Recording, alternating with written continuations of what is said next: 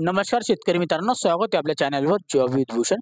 तुमच्यासाठी चांगला जी-आर घेऊन आलेलो मित्रांनो. हा जो जी-आर आलेला आहे राज्यात विविध जिल्ह्यात जून 2025 ते जुलै 2025 या कालावधीत अतिवृष्टी व पुरामुळे झालेल्या शेती पिकांच्या नुकसानपोटी बाधितांना मदत देण्याबाबतचा हा जी-आर आलेला आहे महाराष्ट्र शासनाकडून 13 ऑक्टोबर 2025 ला. ओके, लेटेस्ट असा हा जी-आर असणार आहे. संपूर्ण माहिती तुम्हाला मी या व्हिडिओमध्ये देणार आहे व कशा पद्धतीने तुम्हाला मदत मिळणार आहे त्यासाठी. ओके, तर शेवट हा जो जी-आर आहे तुम्हाला शेवटपर्यंत बघायचा आहे, नक्की बघायचा आहे. चॅनलवर त्याला सबस्क्राईब करून ठेवायचं, बेल आयकॉनला प्रेस करून ठेवायचे आणि आपलं टेलिग्राम चॅनल, व्हॉट्सअपवर, इंस्टाग्राम आयडी, फेसबुक आयडी लावा, फॉलो करून ठेवायचं. चला तर मग सुरू करूया व्हिडिओला. आता हा जो जी-आर आहे शेतकरी मित्रांनो, राज्यात विविध जिल्ह्यात जून 2025 ते जुलै 2025 या कालावधीत अतिवृष्टी व पूर यामुळे झालेल्या शेती पिकांच्या नुकसानपोटी बाधितांना मदत देण्याबाबतचा हा जी-आर आलेला आहे महाराष्ट्र शासनाकडून महसूल व वन विभागाकडून. ओके, दिनांक 13 ऑक्टोबर 2025 चा लेटेस्ट असा हा जी-आर असणार आहे.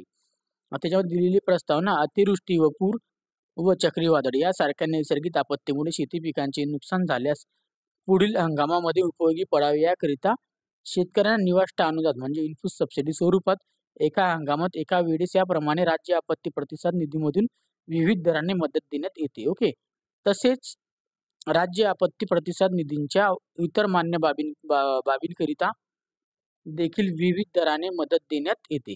शासन निर्णय महसूल व वन विभाग याच्यामध्ये दिलेला दिनांक 27/3/2023 मध्ये राज्य आपत्ती प्रतिसाद निधीचे निकष व दर विविध करण्यात आलेले आहेत. केंद्र शासनाने विविध केलेल्या 12 नैसर्गिक आपत्ती व्यतिरिक्त राज्य शासनाने दिनांक 13/1/2014 च्या अवेळी पाऊस, अतिवृष्टी, वीज कोसळणे, समुद्र उधाण, आकस्मिक आग या स्थानिक आपत्तींमध्ये बाधित होणाऱ्या नागरिकांना मदत देण्याचे धोरण निश्चित केलेले आहे. तसेच 22/6/2023 च्या शासन निर्णयाच्या सततचा पाऊस हा नैसर्गिक आपत्ती म्हणून घोषित करण्यात आलेला आहे. ओके, आता याच्यामध्ये दिलेलं आहे खरीप 2025 या पुढील कालावधी करिता केंद्र राज्य शासनाने सूचित केलेल्या नैसर्गिक आपत्तीमुळे झालेल्या शेती पीक नुकसानीबाबत घ्यायचे निविष्ठा अनुदानाचे दर व निकष शासन निर्णय दिनांक 27/3/2023 प्रमाणे देय राहील असा निर्णय दिनांक 30/5/2025 रोजीच्या शासन निर्णयामध्ये घेण्यात आलेला आहे.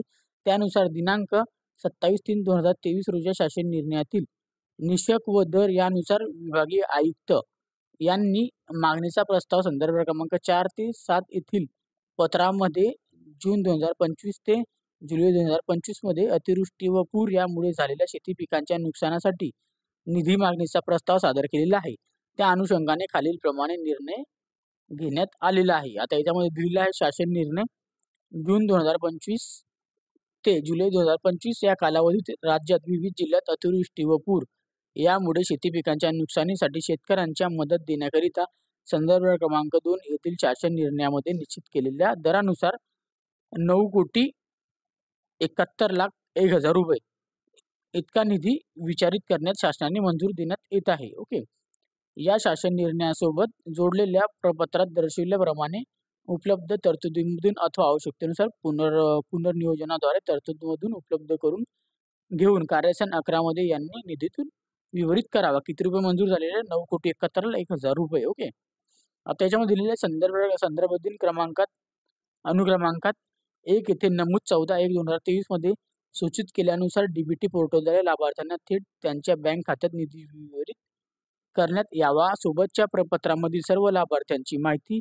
विविध नमुन्यात काळजीपूर्वक तयार करून संबंधित अधिकाऱ्यांनी ही संगणकीय प्रणालीवर भरून मान्यतेबाबत नियमानुसार कार्यवाही करावी. तथापि चालू हंगामामध्ये यापूर्वी सर्व विभागांना शेती पिकांच्या नुकसानाकरिता वितरित करण्यात आलेल्या मदतीच्या निधीमध्ये या प्रस्तावाअंतर्गत मागणी करण्यात आलेल्या निधीचा समावेश नाही याची दक्षता घ्यावी. एका हंगामात एका वेळेस याप्रमाणे विविध दराने मदत देण्यात येत असल्याची खात्री करावी. ओके, त्यानंतर दिलेलं आहे कोणत्याही लाभार्थ्यांना मदत देताना दुरुस्ती होणार नाही याची तहसील व जिल्हा अधिकारी कार्यालयाने कटाक्षाने काळजी घ्यायची आहे.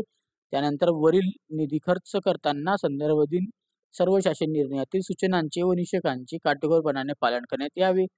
ज्या प्रयोजनासाठी निधी मंजूर करण्यात आलेला आहे त्याच प्रयोजनासाठी सदर निधी खर्च करण्यात यावा. ही मदत देताना नैसर्गिक आपत्तीकरिता विविध केलेल्या अटी शर्ती पूर्ततांचे होत असल्याची खात्री संपूर्ण सर्व संबंधांनी खात्री घ्यायची आहे.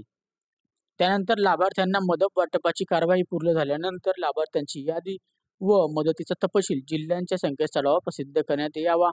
या आदेशाद्वारे तसेच यापूर्वी वेळोवेळी निर्गमित केलेल्या आदेशाद्वारे नैसर्गिक आपत्तीमध्ये शेतकऱ्यांना दिलेली मदतीचा निधी बँकांनी कर्ज खात्यात अथवा अन्यथा वसुलीसाठी वळती करू नये याकरिता जिल्हा अधिकारी यांनी सर्व बँकांना आवश्यक त्या सूचना निर्गमित कराव्यात. या सर्व सूचनांची अंमलबजावणी करण्याची जबाबदारी संबंधित जिल्हाधिकारी यांची राहणार आहे.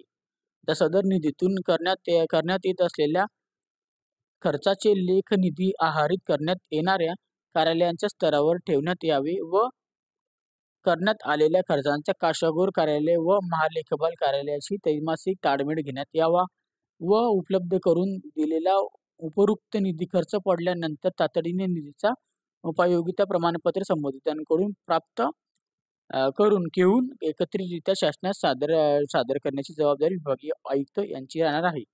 ओके, तर वरील आता याच्यामध्ये दिलेलं आहे प्रयोजनासाठी दिनांक 27/3/2023च्या शासन निर्णयामध्ये विविध केलेल्या राज्य आपत्ती प्रतिसाद निधीच्या दरानुसार 2 हेक्टर मर्यादित शेती पिकांचे नुकसानीबाबतचा खर्च, मुख्य लेखाशीर्ष नैसर्गिक आपत्ती निवारीसाठी अर्थसहाय्य, पूर, चक्रीवादळ इत्यादी अनुग्रह सहाय्य, राज्य आपत्ती प्रतिसाद निधींच्या मानकानुसार खर्च, नैसर्गिक आपत्तीमुळे पीक नुकसानी करता शेतकऱ्यांच्या सहाय्यक अनुदाने व खालील लेखाशीर्षातून भागवण्यात येईल. ओके, म्हणजे 2 हेक्टरी तुम्हाला मदत देण्यात येणार आहे. ओके, आता दिलेला सदर खर्च आपल्याला आर्थिक वर्ष 2025-26 मध्ये उपलब्ध असलेल्या निधीमधून पुनर्जीवनाद्वारे उपलब्ध करून केलेल्या निधीमधून करण्यात यावा असे सांगण्यात आले. याबाबत देय अदा करताना अधिदान कार्यालय मुंबई यांच्या सादर करण्यात आलेल्या शासन निर्णयामध्ये दिनांक 16/10/2007 मध्ये लेखा अधिकारी आपत्ती व्यवस्थापन प्रभाग